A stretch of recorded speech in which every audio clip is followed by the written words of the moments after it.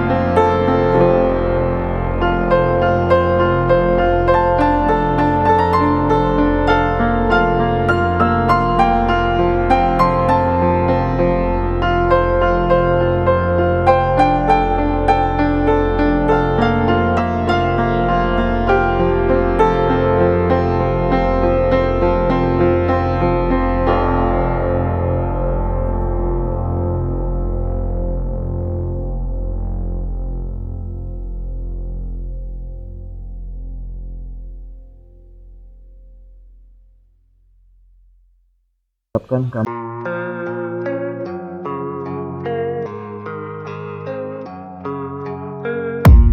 I don't really know what comes next. I'm just doing my best, even though I'm so stressed out. Everything just feels like a test that I fail, so depressed when I can't seem to get out. But something deep inside won't let me quit. I swear that I'm inspired by all this shit. Tell me that I can and I won't. That's what guides me the most. Fuck your lies, I'll do what I want.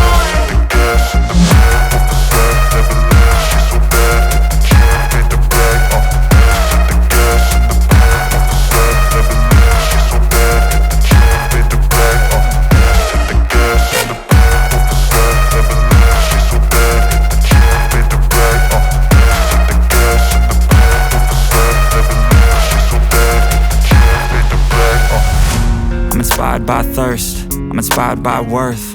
I desire your worst, so you can just hide while I work. I ain't tired, you first. I'll write a second, third verse about the lies you go disperse. You never did shit, I know it hurts.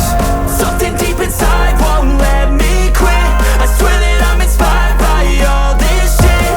Tell me that I can and I won't. That's what guides me the most. Fuck your lies, I'll do what I want.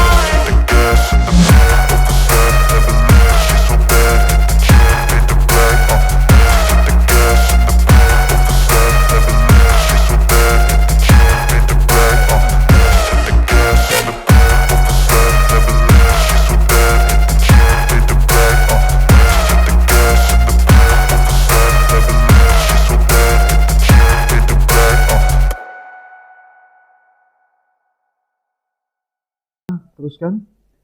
Bentuknya seperti kacang. Nah, benar ya. Inilah ginjal kita nih, ya. Bentuknya seperti kacang, katakanlah kacang merah. Ya, dan warna ginjal ini adalah berwarna merah tua keunguan. Ya, jadi kalau kamu tidak pernah melihat ginjal manusia, mungkin pernah melihat ginjal hewan-hewan yang ada di sekitar kita. Nah, tentu warnanya sama. Nah, bagaimanakah ukuran ginjal manusia? Panjangnya sekitar 11,5 cm dan lebarnya 6 cm. Jadi bisa kau bayangkan bagaimana 11 cm dan 6 cm. Ya.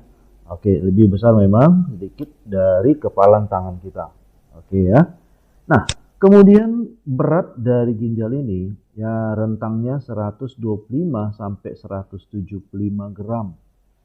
Ya. Nah, tentu ukuran berat pada ginjal pria lebih berat dibandingkan ginjal wanita.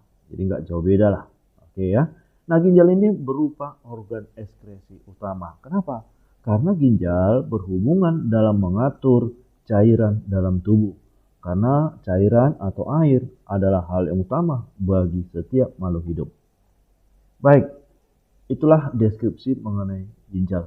Jadi ginjal ini perlu kita jaga karena ini akan bekerja aktif sepanjang usia manusia dalam arti untuk menyaring darah. Jadi ginjal ini setiap hari bekerja keras untuk menyaring darah dan di dalam darah itu kan terdapat sisa metabolisme yang harus dikeluarkan dari dalam tubuh. Oke, baik. Sekarang kita perhatikan bagaimana fungsi ginjal. Nah, yang pertama adalah mengekskresikan urea, ya, asam urat, kreatin, dan zat lain. Dan ini merupakan pecahan protein pada umumnya. Jadi ingat, zat makanan yang tidak dapat disimpan dalam tubuh itulah protein. Jika protein berlebih dalam tubuh, maka akan terbentuklah limbah. Inilah kira-kira limbahnya. Ya, ini berasal dari protein. Makanya kenapa ada penyakit asam urat? Karena asam urat itu berasal dari pecahan protein. Dan biasanya diderita oleh orang yang sudah lansia. Karena metabolisme tubuh orang yang sudah lanjut, maka akan mempengaruhi metabolisme protein. Sehingga terjadilah penumpukan asam urat. Dibawa oleh darah menuju ke sendi. Sehingga sulit untuk menggerakkan sistem gerak tubuhnya. Oke, baik. Nah, lantas ada kata zat lain. Nah, apa yang kita makan, apa yang kita minum akan terdeteksi pada ginjal. Coba kau perhatikan jika ada razia narkoba, katakanlah misalnya kejadian razia di suatu kafe atau diskotik, maka para pihak aparatur akan mengetes urinnya karena urin itu tidak bisa dibohongi. Jika di dalam urinnya ada zat yang berbahaya atau zat narkoba, maka itu tidak bisa terelakkan lagi. Itulah ginjal itu. Ya, jadi apa yang kita makan, apa yang kita minum akan terdeteksi pada urin. Oke, kemudian fungsi ginjal berikutnya adalah mengatur volume plasma darah. Ingat, volume plasma darah tidak terlepas dari cairan atau air dalam darah dan jumlah air dalam tubuh, ya, sehingga terjadilah peristiwa osmosis. Karena terlampau banyak pun air dalam tubuh itu salah, terlampau sedikit pun air juga salah. Maka ada yang mengatur jumlah atau volume plasma darah, itulah ginjal. Ya, makanya kalau kita perhatikan apa efek dari darah yang kental. Kalau efek darah yang kental berarti itu akan memaksa ginjal untuk menyaring. Bayangkanlah kentalnya darah akan membuat ginjal bekerja keras. Itulah makanya banyak minum supaya konsentrasi air di dalam darah itu bisa stabil. Maka ginjal pun tidak terlalu berat untuk menyaring darah. Oke ya, baik. Kemudian menjaga tekanan osmosis dengan cara ekskresi garam. Ya, garam yang berlebih akan dibuang. Ya, nah kalau kekurangan garam juga bermasalah, maka dibutuhkanlah garam dari luar tubuh. Jadi fungsi ginjal adalah mengatur keseimbangan garam dan juga cairan atau air dalam tubuh. Oke. Yang berikutnya adalah mengatur keseimbangan konsentrasi ion penting. Ya, adalah natrium, kalium, kalsium, magnesium, sulfat, dan fosfat. Karena ion-ion ini sangat penting dalam hal mengatur pH darah, mengatur sistem metabolisme tubuh. Ya. Nah, jadi inilah merupakan ion penting. Nah, jadi fungsi ginjal mereka akan diatur keseimbangannya. Oke, kemudian yang berikutnya juga mengatur keseimbangan asam basa. Ya, jadi tidak boleh terlalu asam, tubuh kita ini tidak boleh terlalu basah. Ya, makanya kenapa ginjal sebagai organ ekskresi utama karena berhubungan dengan metabolisme utama yang melibatkan air. Oke, baik. Lalu yang berikutnya jelas adalah menyaring darah dari hati sebanyak 200 liter per hari. Bayangkan, setiap hari ginjal bekerja menyaring darah sebanyak 200 liter. Berapa darah manusia? Darah manusia katakanlah 5 liter. Ya, 5 liter. Berarti kalau bisa sampai 200 liter, karena yang 5 liter itulah yang mengalir secara bolak-balik. Ya, nah, jadi itulah ginjal. Kenapa berhubungan dengan hati? Karena hati kan tempat metabolisme. Sisa metabolisme itu akan diangkut oleh darah. Ada selanjutnya menuju ginjal. Nah, akhirnya akan memproduksi urin 0,8 sampai 2, liter per hari. Ini adalah rentangnya, bergantung kepada suhu tentunya, aktivitas. Nanti akan kita lihat bagaimanakah faktor yang mempengaruhi produksi urin. Kalau pada suhu lingkungan yang dingin, maka otomatis urinnya bertambah banyak. Oke, jadi saya rasa kamu sudah mengetahui apa fungsi ginjal. Nah, jadi mungkin kamu pernah mendengar orang menjual ginjal. Ya, sering kita jumpai itu. Nah, kenapa demikian? Karena dia berekspresi bahwasanya ginjal itu kan ada 2. Berarti ya masih bisa 1 digunakan. Jelas, memang benar. Kalau 1 ginjal masih bisa bekerja, tapi tidak seoptimum yang 2 ginjal.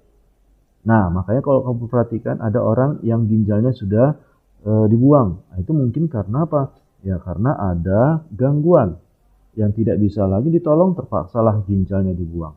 Tapi yang ironisnya lagi, ada orang yang menjual ginjalnya untuk ya ekonomi lah kita bilang, untuk mendapatkan uang. Ya, oke. Ya, banyak kejadian seperti itu ya. Oke, baik. Kita sudah pahami bagaimana fungsi ginjal. Baik, nah untuk menambahi bagaimana sistem ekskresi pada manusia, tepatnya pada ginjal, ya kita perhatikanlah video berikut ini. Human urinary system. The kidneys are a pair of organs that are part of the urinary system. The kidneys are dark red, slightly flattened, bean-shaped organs, each about 10 centimeters long, 5 centimeters wide, and 2 to 3 centimeters thick, with an average weight of 120 to 170 grams. The other components of this system are the ureters, urinary bladder, and the urethra. One of the main jobs of the kidney is to filter the waste out of the blood. The urinary system regulates the quantity and composition of fluids by removing metabolic wastes from our body. The system helps in retaining proper amounts of water, salts, and nutrients in the body.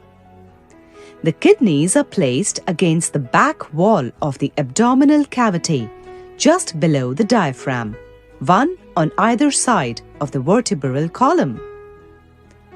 Their position is slightly asymmetrical. The left kidney is placed a little higher than the right. The outer surface of a kidney is convex, and the inner surface is concave. The inner surface has a deep notch. Here you can see the ureter, renal artery, and renal vein entering the kidney through this notch. A fibrous capsule surrounds the kidney. Inside the kidney, there are 2 zones, the cortex and the medulla. The cortex is a reddish-brown layer of tissue below the capsule, whereas medulla is a form of pale conical-shaped striations. The main function of the kidneys is to remove waste products and excess water from the blood. The kidney does it with the help of tiny filters present in it. These filters are called nephrons. The cortex and medulla together comprise millions of such nephrons, all packed together. The nephron is the structural and functional unit of a kidney. Each nephron consists of a renal corpuscle and a renal tubule. A renal corpuscle is composed of 2 structures: a tangled cluster of blood capillaries called glomerulus and a thin-walled sac-like structure called the Bowman's capsule, which surrounds the glomerulus. The glomerulus is actually a miniature filtering or sieving device which consists of a tightly coiled network of capillaries. Waste is filtered from the blood and collected as urine. Healthy kidneys act like a strong filter to make sure the right amount of wastes and fluids are removed from our body.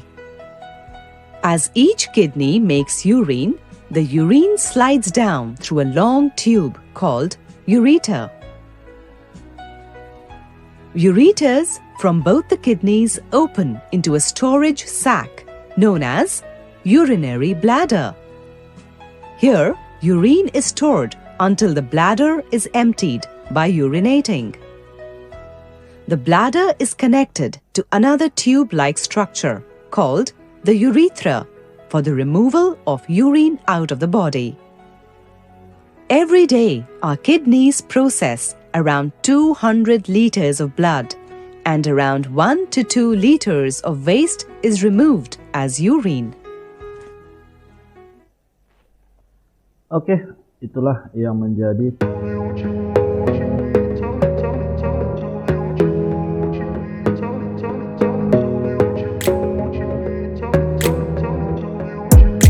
Gotta focus on yourself, on your faith, on your dreams, on your mind, on your health, yeah. Gotta work, never tell, keep your head down, find what you love and excel, yeah. Push and pull and repel any hate, go create what you want, feel compelled, yeah. Once you finally get a taste of the race, you'll never look back once you felt safe. Don't let somebody take your time and your worth, just focus on yourself first. Don't let somebody take your time and your worth, just focus on yourself first. Don't let somebody take your time and your worth, just focus on yourself first. Don't let somebody take your time and your worth, just focus on yourself first.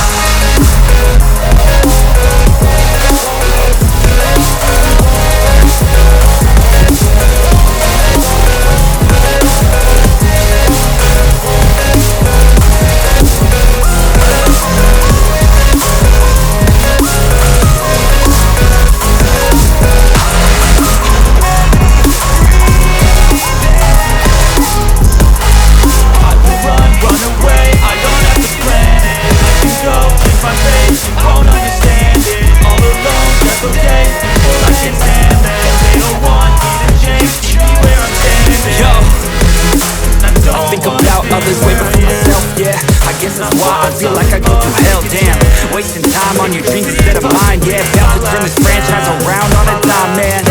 It's all about finding your right state of mind. It's all about turning the worst into fine. It's all about time and the work and the climb. From the thirst we will rise, I'm immersed in this life. Don't let somebody take your time and your worth, just focus on yourself first.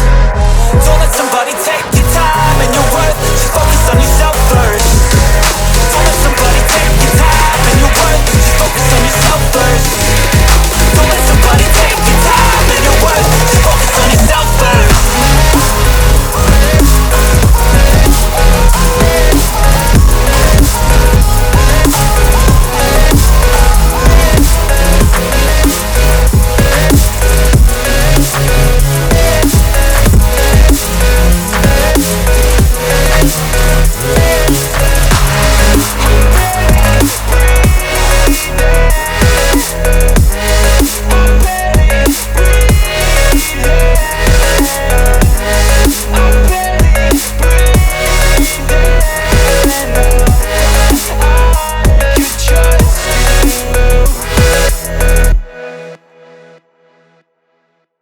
Kamu ingat ya.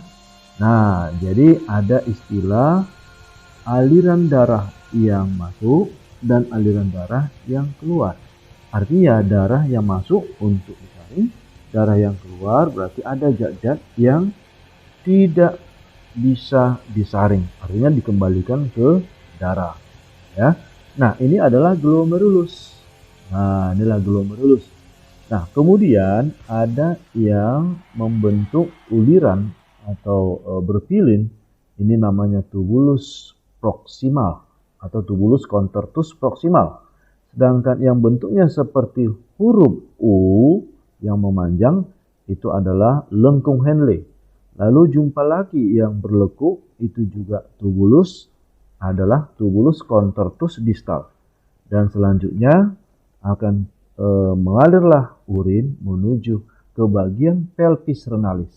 Nah, jadi kalau udah keluar dari nefron, bukan langsung ke kantung kemih, belum, masuk dulu ke pelvis renalis, selanjutnya masuk ke ureter, dan akhirnya menuju ke kantung kemih. Ya, oke, baik. Nah, ini kita lihat lagi gambar nefron. Ya, nah, jadi nefron ini ya ternyata ada di bagian korteks, ada di bagian medula. Oke, perhatikan ya. Di bagian korteks itulah dijumpai bagian glomerulus sampai ke tubulus proksimal dan juga tubulus distal. Sedangkan bagian medula adalah bagian yang melengkung atau lengkung Henle. Nah, jadi tidak semuanya nefron itu berada di bagian korteks. Nah, di medula juga ada bagian nefron, yaitu bagian dari lengkung Henle. Maka kesimpulannya, nefron ini terdapat pada korteks dan medula. Oke ya, jadi siapa tahu nanti ada soal bagian nefron yang berada di bagian korteks ginjal. Nah, terus kau bayangkanlah bagian nefron berada di korteks seperti ini. Ya, cukup paham ya? Baik, kita teruskan. Nah, ini gambar dari glomerulus. Ya, jika kita perhatikan lebih dekat, nah inilah arah aliran darah yang masuk ya, untuk disaring. Selanjutnya ini adalah berupa glomerulus. Sedangkan kantung itu adalah kapsula yang disebut dengan kapsula Bowman. Nah, darah itu terus mengalir, kemudian zat-zat yang tidak bisa lewat dari glomerulus dia akan kembali ke peredaran darah. Zat-zat yang bisa lewat ya, akan masuk ke bagian nefron berikutnya, dan zat-zat yang masih dapat berguna akan terjadilah proses penyerapan. Itulah disebut dengan reabsorpsi. Nanti akan kita ulas lebih detail bagaimana proses pembentukan urin. Ya, jadi ini menggambarkan glomerulus atau kepala dari nefron. Baik. Nah, sekarang kita ulas bagaimana proses pembentukan urin. Ya. Kita tahu bahwa di dalam darah manusia ada zat-zat yang masih berguna. Ada zat-zat yang tidak berguna. Ya. Nah, lantas kenapa demikian? Ya, namanya saja alat transportasi. Jadi alat transportasi mengangkut apa yang akan diantar ke setiap sel pasti yang dibutuhkan. Lalu ada zat-zat yang tidak berguna akan diantar ke bagian alat ekskresi. Baik, salah satunya adalah sel darah. Oke, kita sudah bahas tentang transportasi. Ada eritrosit, ada leukosit, dan trombosit. Lalu ada protein darah, ya. Ada fibrinogen, albumin, ya. Lalu ada globulin. Nah, itu adalah bagian dari protein darah. Lalu ada glukosa, asam amino, garam mineral. Ini adalah dari makanan. Inilah yang disebut dengan zat-zat makanan. Oke, kemudian ada vitamin, air, urobilin, ya. Lalu ada amonia, urea, dan asam urat. Nah, lantas kita lihat apa itu urobilin. Urobilin ini adalah berupa zat pewarna urin. Nah, ini ya. Jadi urobilin ini adalah zat warna. Nah, jadi kalau kita perhatikan warna urin ya berwarna kekuningan itu karena apa? Adalah adanya urobilin. Nah, lantas dari mana ke urobilin ini? Ini adalah pecahan dari hemoglobin yang sudah tua. Hemoglobin yang sudah tua akan diuraikan, maka akan memberikan zat warna. Kalau zat warna tersebut ke ginjal, itulah namanya urobilin. Ya, oke, baik. Lalu ada amonia, urea, asam urat. Tadi sudah kita singgung. Ini adalah bagian dari pecahan protein. Ya, pecahan protein atau limbahnya dari protein.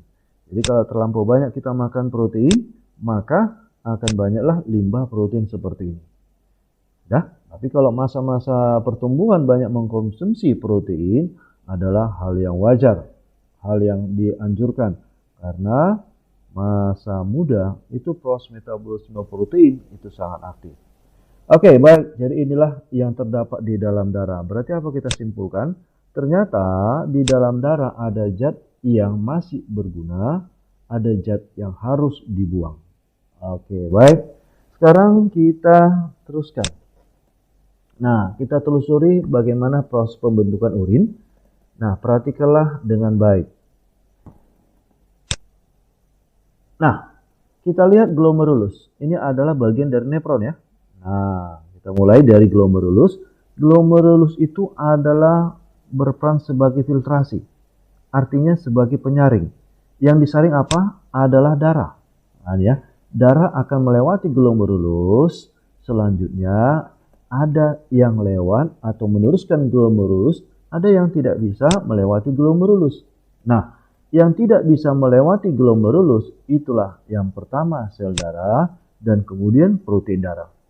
Jadi jika di urin seseorang ada dua zat ini, maka yang rusak di mana? Adalah glomerulus. Karena dia bertindak sebagai filtrasi. Paham ya? Baik. Nah, zat-zat yang melewati glomerulus itulah yang disebut dengan urin primer. Jadi jika ada pertanyaan nanti apa itu urin primer, berarti urin yang dihasilkan lewat filtrasi darah di glomerulus. Nah, kemana dia akan tertampung? Itulah kapsula Bowman yang sudah kita lihat gambar kapsula Bowman pada nefron. Ya, baik. Nah, setelah melewati kapsula Bowman, di sini tidak ada proses apa, hanya merupakan penampung saja. Nah, berikutnya dia akan menuju ke tubulus contortus proximal. Ingat ya bagaimana tubulus contortus proximal, di mana bentuknya itu kan bergelung, ya berlekok-lekok. Nah, itu adalah tubulus contortus proximal atau kita singkat dengan TKP. Ya, tubulus contortus proximal. Nah, apa yang terjadi di TKP? Rupanya ada peristiwa reabsorpsi. Artinya menyerap zat-zat yang masih dapat digunakan. Penyerapan kembali apa yang masih dapat digunakan berupa glukosa. Ya, glukosa adalah hasil pencernaan dari karbohidrat. Asam amino adalah pencernaan dari protein. Vitamin adalah zat-zat yang berfungsi untuk mempercepat metabolisme tubuh dan ini masih dapat digunakan sehingga ini akan dikembalikan ke darah. Nah, setelah melewati TKP, yaitu setelah melewati peristiwa reabsorpsi, ya, maka akan dihasilkanlah urin sekunder. Jadi bedakan urin primer dengan urin sekunder. Nah, jika ditanya manakah lebih pekat atau lebih tinggi konsentrasinya, urin primer atau urin sekunder? Jawabnya yang lebih pekat adalah urin primer. Kenapa? Karena urin sekunder ada partikel yang sudah dikeluarkan, yang sudah diserap oleh tubuh. Ingat, ini diserap kemana? Ke tubuh ya, bukan diserap ke urin. Gitu ya. Oke, baik. Nah, seandainya seseorang kekurangan hormon insulin, berarti orang yang menggambarkan gula darah sangat tinggi. Itulah penderita diabetes mellitus. Ingat ya, penyakit DM diabetes mellitus itu ditandai hormon insulin sangat rendah. Karena rendahnya insulin, maka glukosa bagaimana? Banyak. Itulah gula darah. Nah, akibatnya banyaklah glukosa itu menuju ke ginjal. Sehingga glukosa itu nggak sanggup lagi diserap di TKP, maka akan terbawa menuju ke urin. Jadi indikasi orang yang menderita diabetes mellitus dari urinnya. Ya, baik. Oke, setelah melewati TKP, ya, menghasilkan urin sekunder, dia akan menuju ke lengkung Henle. Coba ingat lagi bagaimana nefron. Ada bentuknya seperti lengkung ke bawah. Itu lengkung Henle. Nah, apa yang terjadi di sini? Terjadi penyerapan ion, ya, berupa natrium dan kalium. Karena natrium ini sangat dibutuhkan di dalam darah serta kalium. Ini secara transportasi aktif. Ingat kembali ya, transportasi aktif. Yang mana ini sudah kita belajar waktu tentang sel, ya, di mana transportasi aktif terjadi, yaitu membutuhkan energi, ya, pemompaan ion. Nah, selanjutnya setelah melewati lengkung Henle, maka akan menuju ke tubulus contortus distal, ya. Jadi ada dua istilah tubulus. Tubulus contortus proximal dan tubulus contortus distal. Diharapkan kau bisa membedakannya, ya. Nah, apa yang terjadi di TKD, ya? Di TKD ternyata peristiwa augmentasi. Artinya mengumpulkan zat-zat yang tidak berguna. Jadi, setelah proses penyerapan tadi, ada zat-zat yang tidak berguna, itu berlangsung di TKD. Lalu di lain pihak, ada juga peristiwa reabsorpsi atau menyerap kembali air. Ingat, air ini kan sangat dibutuhkan oleh tubuh. Dan ternyata penyerapan air ini dipengaruhi oleh ADH. Apa itu ADH? ADH singkatan dari antidiuretik hormon, ya, yang dihasilkan oleh kelenjar pituitaria atau berada di bawah otak besar, di bawah hipotalamus. Ya, nah, lantas apa fungsinya? Ingat, fungsinya berperan menyerap air ke tubuh. Saya tekankan ya, fungsinya menyerap air ke tubuh. Berarti ada hal yang perlu kita lihat perbedaannya. Jika darah memiliki ADH yang terlampau sedikit, ya, atau terhambat ADH dikeluarkan, maka urin banyak. Nah, mainkan logika ya. Jika ADH dikit, maka urin banyak. Kenapa? Karena kan ADH-nya fungsinya untuk menyerap air ke tubuh. Berarti menyerap air ke tubuh sangat rendah. Kemana air itu? Ya, menuju ke urin. Balikkan, jika ADH terlalu banyak, maka banyaklah air yang diserap ke tubuh. Bagaimana urinnya? Ya, tinggal sedikit. Artinya produksi urin sedikit. Oke, nah itulah yang terjadi di TKD. Reabsorpsi air dan augmentasi. Nah, selanjutnya barulah dihasilkan urin sebenarnya yang siap untuk keluar dari nefron. Dan sebelum dia ke nefron, sebelum dia melewati nefron, dia akan menuju ke tubulus kolekta dulu. Tubulus kolekta adalah tubulus pengumpul. Nah, disinilah terdapat urin sebenarnya, di mana urin sebenarnya ini mengandung air, ada garam mineral, kreatinin, urobilin, urea, amonia, asam urat. Setelah melewati tubulus kolekta, barulah ke pelvis renalis dan menuju ke ureter, akhirnya sampai ke kantung kemih. Setelah kantung kemih kemana? Ya, terserah Anda, kemana Anda mau. Ya, ke kamar mandi, ke semak-semak, atau ke tempat lain. Oke, itulah proses pembentukan urin. Ya, nah, jadi sudah paham bagaimana proses pembentukan urin. Nah, tentu kamu nanti ulang lagi rekamannya untuk bisa lebih paham.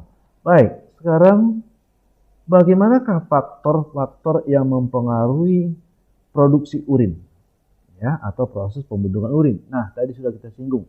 Hormon ADH, antidiuretik hormon, bila terlampau banyak, urinnya dikit. Jadi kesimpulannya berbanding terbalik. ADH dikit, urinnya banyak. Oke ya. Nah, kemudian hormon insulin. Nah, ini adalah berkaitan dengan penderita DM. Bila insulin rendah yang terjadi pada orang yang DM, diabetes mellitus, maka akan menghasilkan urin yang lebih banyak. Perhatikanlah jika ada saudaramu atau keluarga yang menderita DM, maka produksi urinnya lebih banyak. Makanya di malam hari dia akan sering terbangun per sejam maupun per 2 jam. Karena produksi urin. Kenapa bisa? Karena gula darah itu akan mengikat air. Berarti proses penyerapan air pun terhambat. Maka air itu pun akan keluar ke kantung kemih. Ya, itu orang yang menderita DM. Baik. Yang ketiga, suhu lingkungan. Oke. Bila suhu lingkungan tinggi, maka produksi ADH oleh tubuh juga terlalu tinggi. Nah, berarti banyak air yang diserap ke tubuh. Maka urin bagaimana? Ya, sedikit. Ya, coba kalau kamu keluar rumah, suhu di luar rumah panas. Nah, bagaimana? Atau berada di lingkungan yang panas, ya. Nah, tentu kamu akan memproduksi urin yang sedikit. Bagaimana sebaliknya? Ya, pasti produksi urinnya pun sebaliknya lebih banyak. Lalu jumlah air yang diminum. Ya. Kita dianjurkan banyak minum ya, tapi terlampau banyak pun air yang diminum juga fatal bagi ginjal ya. Nah, ada istilahnya kapasitasnya, jadi tidak berlebihan ya. Oke, jumlah air yang diminum bila minum banyak, maka ADH, sekresi ADH itu rendah ya, rendah. Nah, kenapa? Karena banyak air tersedia. Produksi urin pun menjadi banyak. Ya, jadi cukup paham ya bagaimana faktor yang mempengaruhi kerja ginjal untuk menghasilkan urin. Nah, yang kelima, zat diuretik, kopi dan alkohol. Ini adalah salah satu ya atau bagian dari mengandung zat diuretik. Nah, ternyata kopi dan alkohol itu menghambat sekresi ADH. Kalau ADH rendah, bagaimana urin? Makin banyak. Ya, itulah makanya kalau orang yang penggemar kopi ya itu sering buang urin. Begitu juga dengan peminum minuman keras, maka produksi urinnya pun keluar lebih banyak atau produksi urinnya, frekuensi membuang urinnya lebih tinggi. Oke, kemudian yang keenam adalah aktivitas. Oke, aktivitas ini menunjukkan bagaimana kerja setiap orang. Kalau kita sedang kerja atau olahragawan, maka lebih banyak air itu keluar melalui keringat, sehingga fungsi ginjal pun tidak terlalu aktif karena air banyak keluar dari keringat, dari kulit. Nah, kemudian emosi ya, emosi jika kita perhatikan orang yang sedang emosi, maka bagaimana produksi urinnya? Produksi urinnya akan semakin rendah ya. Nah, lalu ada psikis atau kejiwaan. Jika seseorang ya merasa ketakutan, maka akan mempengaruhi produksi urinnya ya. Orang yang ketakutan ya bisa menyebabkan terkencing-kencing. Berarti produksi urinnya semakin banyak. Oke, baik. Nah, jadi untuk mengakhiri tentang ginjal, kita perhatikan dulu video tambahan dan ini merupakan video terakhir. Oke, sebelumnya saya review sekilas ya tentang materi struktur ginjal. Videonya bisa kalian lihat di link yang ada di atas ini. Di situ yang bagian kiri itu ada gambar ginjal, kemudian yang kanan itu ada gambar nefron. Nah, nefron inilah yang berperan dalam proses pembentukan urin. Oke, saya perbesar dulu ya gambar nefronnya ya. Nah, itu gambar nefron. Jadi, proses pembentukan urin itu ada 3 tahapan. Yang pertama, ada tahap filtrasi. Tahap filtrasi ini terjadi di glomerulus. Nah, filtrasi ini adalah proses penyaringan.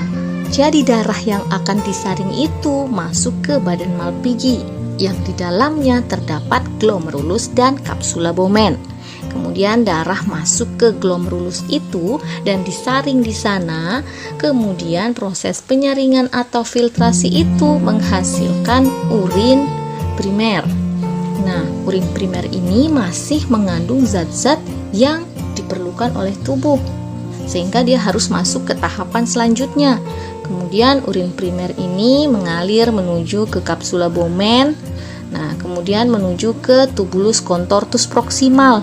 Disinilah tahapan berikutnya terjadi, yaitu tahapan reabsorpsi atau proses reabsorpsi. Nah, tahapan ini terjadi di tubulus contortus proximal. Pada tahap reabsorpsi terjadi penyerapan kembali zat-zat yang masih diperlukan oleh tubuh seperti glukosa, air, dan lain sebagainya. Nah, proses atau tahap reabsorpsi ini menghasilkan urin sekunder. Salah satu kandungan dari urin sekunder itu antara lain ada urea, ada urobilin, dan lain sebagainya. Urea itu yang menyebabkan urin atau kencing kita berbau menyengat, sedangkan urobilin yang menyebabkan urin atau kencing kita berwarna kuning. Kemudian urin sekunder ini mengalir menuju tubulus contortus distal, tentunya melalui lengkung Henle ya. Nah, di sanalah proses atau tahapan yang ketiga terjadi, yaitu tahap augmentasi. Nah, proses ini terjadi di tubulus contortus distal.